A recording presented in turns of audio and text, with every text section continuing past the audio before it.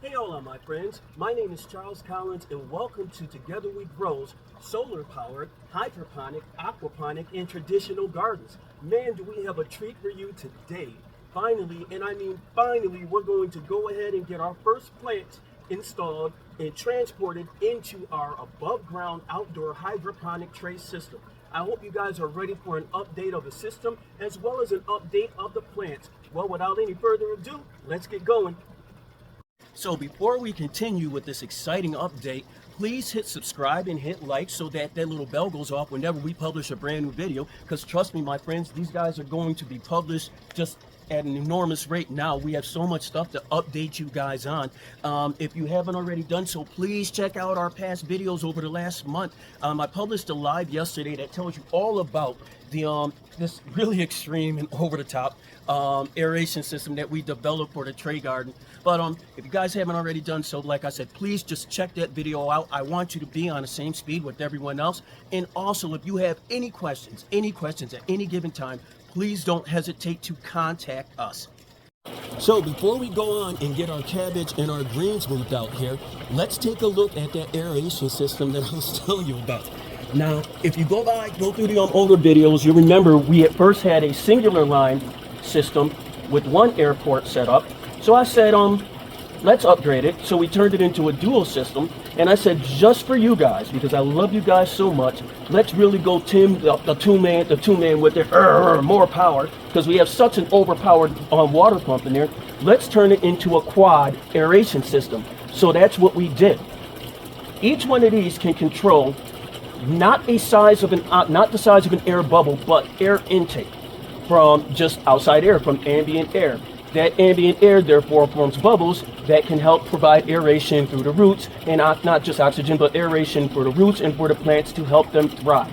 So we went from a singular to a dual port to a quad port system. Why? Because we could. Do you need to do something like this? Absolutely not. Do we recommend it? Heck yeah. Why? Because it's fun. Sometimes you gotta get down in the dirt to get the hard work done, I always say. Never be afraid to get your knees dirty and your hands dusty. That's how a man becomes a man and a gardener becomes a gardener, I always say. So, you can't really do a plant transfer without new plants, right? So here are our babies. Check them out. Oh, we have some, I think this is broccoli right here. This cabbage over on this corner. We have turnips. It's turnips right there. Over in the middle. It's a turnip there. Turnip, what? Sorry guys, I just get this energy. But a turnip there, there's another turnip in the middle. But while we're here, I want to show you guys something cool. All right, you see all of these things, all of these tomatoes?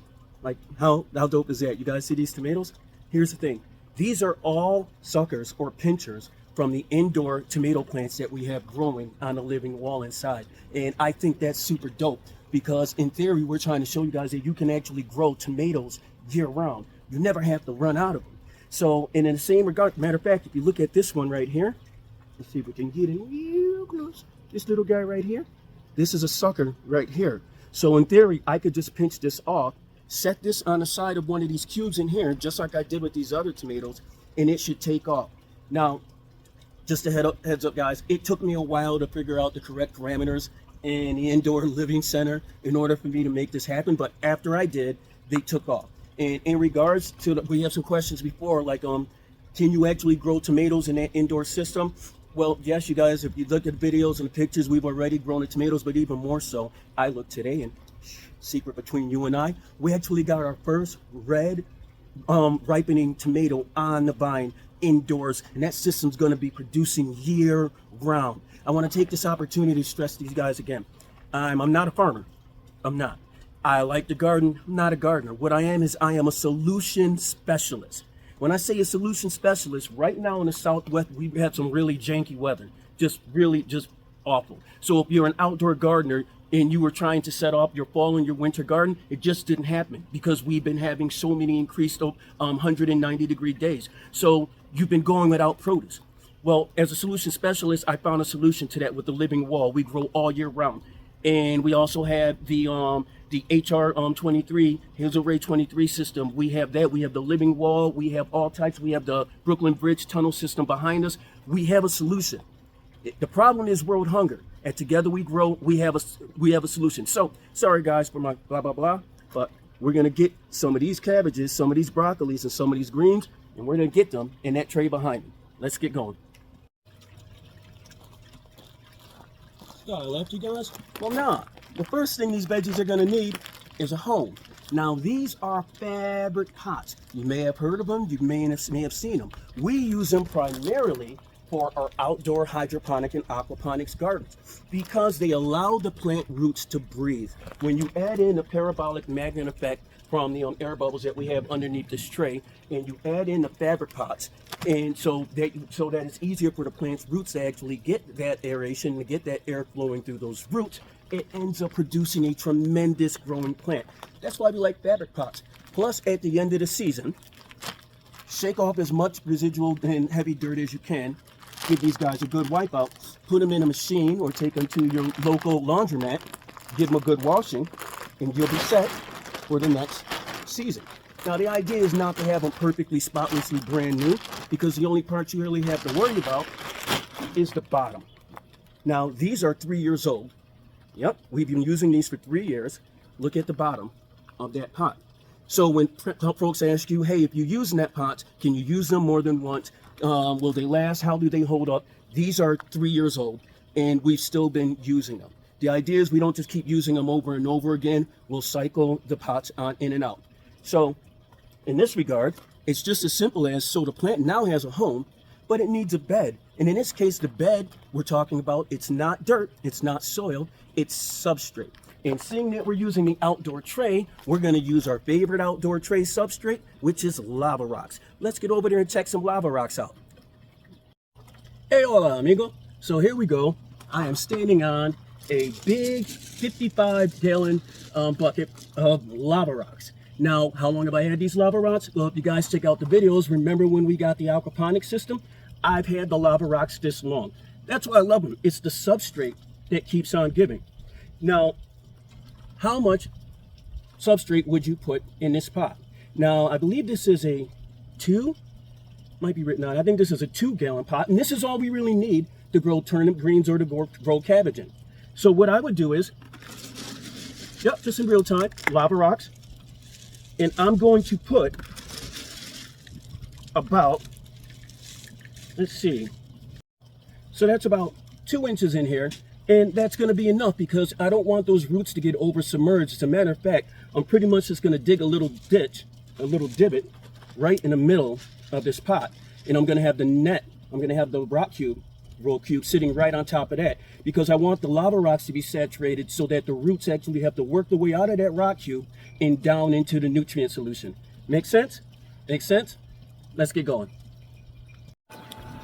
Okay, so here we go. We have our little turnip starter here, and we have our grow pot there. So it's going to make that little divot in the center. I don't think you can see it, but I'm actually going to add some more stones in there because the water's already saturated through. So I actually want that to just sit just like that. Easy enough. Now, I'm going to take some more lava rocks and I'm just going to surround right around the plant. Matter of fact, I'll do it in real time while you guys are there.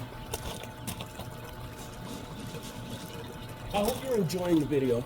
Also, once again, I encourage you, please email, inbox any questions, suggestions you may have. I love hearing from you guys. I do, more so than hearing from you. I love responding to you. So, let's have some fun. Plant that first seed. And together we grow. And there's the very first turnip plant of our season. Hopefully, once this takes off, this will be growing, and we might, if we're lucky, we might have a little bit to harvest by Thanksgiving. For those who don't know, when we grow turnips, we don't grow it for the turnip itself. We actually grow it for the greens. They're a delicacy in Southern African American cuisine, especially during holidays. These things, the leaves on these plants, selling what we call bunches. And bunches are as many leaves as you can fit inside your standard size grocery bag. Little is it known that those bunches during Thanksgiving and during Christmas can sell anywhere between $12 and $25 per bag. That's how much collard greens are in demand, especially down here in the Southwest. So that's food for thought. instead of growing a turnip, you're actually growing the greens, and you're actually profiting off of those greens, which will continuously grow back until you finally harvest that turnip. So we like to plant vegetables that keep on giving. Like I said, we're solution specialists. We're not gardeners. We're not farmers. We're solution specialists, and the solution that we're specializing in is making sure that the world doesn't go hungry. So, okay, my friends, there you have it. That's basically the steps. For those who have been following the channel from day one and for the last couple of months, we thank you from the bottom of our hearts again. You guys have actually seen when that turnip seed was planted. That was about 4 weeks ago. As you can see, it's a pretty established plant. So it's going to be a rinse and repeat to get these other plants in here. I think we're going to get like 15 plants inside of here because we're only going to be using these 2-gallon pots. The fabric pots do come in different sizes depending on what you're growing, so make sure that you get the adequate pot for whatever vegetable it is that you're growing. We encourage you to get involved. We encourage you to do this. Please check out our shorts, our lives, and our other videos because it doesn't take a lot of money to do this. It doesn't. And if we can help you out in any way, you just let us know. We'd like to thank the University of Arizona, Dr. Dean Shane Burgess, pardon me. Oh, I just had a brain fart. Dr. Ann Schoolistray. Thank you guys. Thank you guys. Thank you for just encouragement, and thank you for doing what you do to help this world healthier. We can all play a part, and as civilians, there are tons of things that we can do. Get involved with your local college. Get involved with your local school. See what you can do to help them out with gardening. Plant that first seed, and together we grow. Until we meet again, peace and blessings, my friends. Get the growing.